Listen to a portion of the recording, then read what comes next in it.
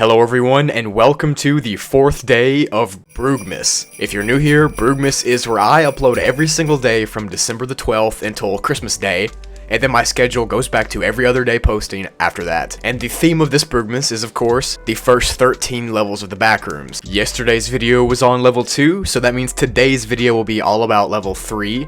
Hopefully you enjoy it. Let's get into it.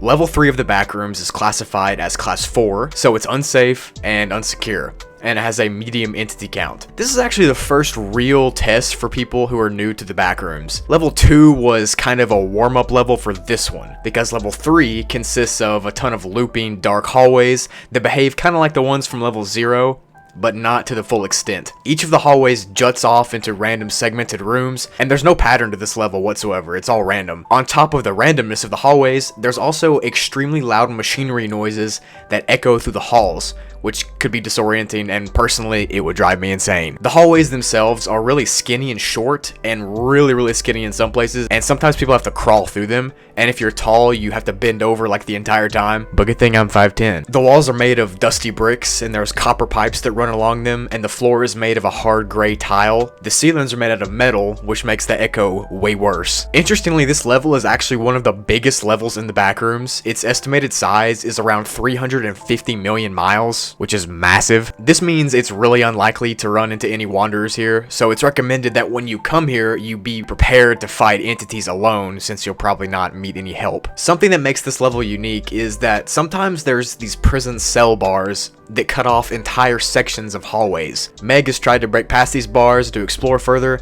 but they literally cannot break it. They've also tried to break the walls down that are around the bars, but they can't break those either. Areas with these prison bars have been recorded as the creepiest places in the entire level.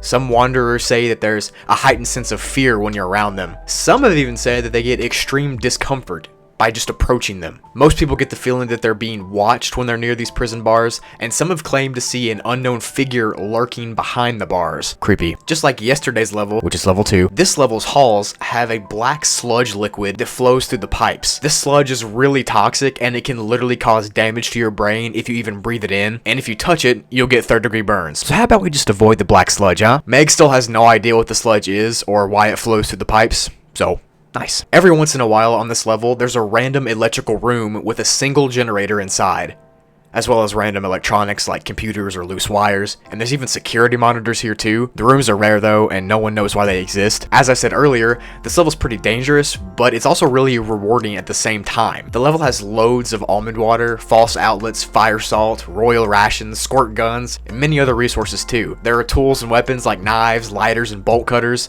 and flashlights that are just laying around. On top of these resources, Level 3 is also a level with the strongest Wi-Fi signal in the entire Backrooms, so you can get stocked up on food, weapons, and Wi-Fi. Sounds like a pretty nice level to me. As you can expect, all the machinery and these small enclosed spaces make this level pretty warm, but it's still bearable. The temperature ranges from 66 degrees to 93 degrees Fahrenheit, or 18 degrees to 33 degrees Celsius, for most of the level. But in some segments, temperatures of over 135 degrees have been recorded, so just avoid those. The machines on this level operate completely on their own, but they're also really dangerous sometimes because they'll just blow up and pieces of them will fly off and hit you. If you see one making too much noise, just don't go near it. Level 3 has tons of dangerous entities and creatures, and you're pretty much gonna have to fight off loads of them.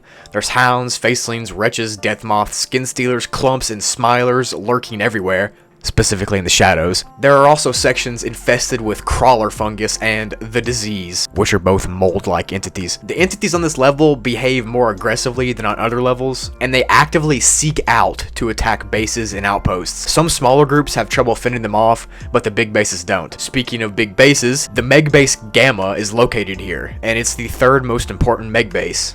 There's around 300 people who live here, and they take wanderers in too, and they're open to trade. The base is attacked by entity hordes often, but since it's so big, they can pretty much defend themselves. The next outpost is called the BNTG Storage Facility. BNTG is Backrooms National Trade Group, for those who don't know, and this is the biggest trade center for the BNTG.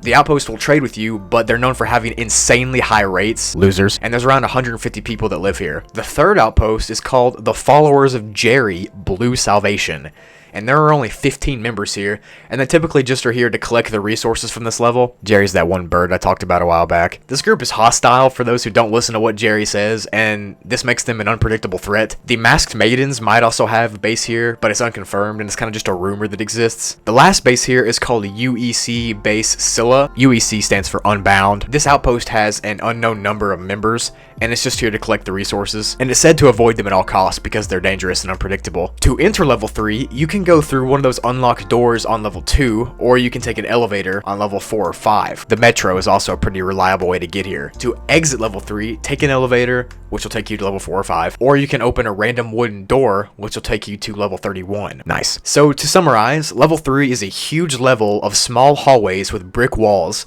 metal ceilings, and tile floors. There's machinery constantly making noise, and a black sludge that flows through the pipes that can literally kill you if you inhale it. There's also a ton of dangerous creatures here, but at the same time it's kind of worth coming here because of how rich this level is in resources. I rate this level about 7 out of 10 on the Broogly scale, because I'd come here just for all the stuff you can get.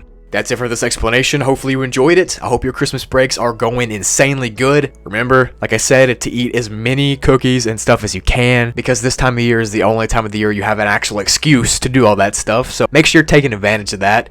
Thank you for all your support. Thank you so much for watching, and I will see you tomorrow. Happy holidays.